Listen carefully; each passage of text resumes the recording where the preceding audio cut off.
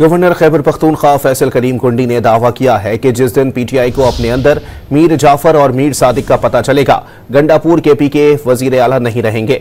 Media से गुफ्तगू में कहा कि सरकारी पीटीआई मौलाना फजलुर रहमान की बुराइयां करती है, जबकि सियासी पीटीआई उनके कदमों में बैठी है।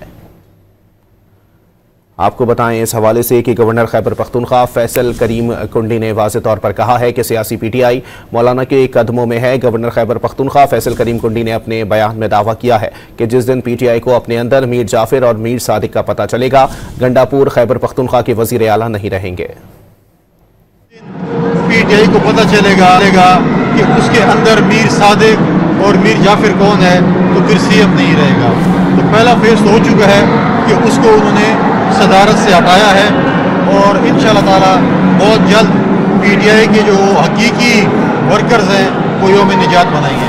ये कह रहे हैं कि इलेक्शन गलत हुआ, तो क्या इसे वो तो मौलाना साहब कह रहे हैं इधर भी गलत हुआ है, तो लिहाजा दो पीटीआई, सरकारी पीटीआई मौलाना साहब को गालियाँ निकालती है और सियासी पीटीआई जो है वो मौलाना साहब के कदमों में बैठी होती है हर वक्त उनके जो है। और मौलाना साहब भी सही सियासत कर रहे हैं, चुन चुन से उनसे बदले ले रहे हैं। जो इनके बानी चेयरमैन मौलाना साहब के खिलाफ जो बातें करते थे, आज वो उनके पीछे नमाजें भी पढ़ रहे हैं, उनको हजरत भी कहलाते हैं, उनको हजरत मौलाना भी कहलाते हैं।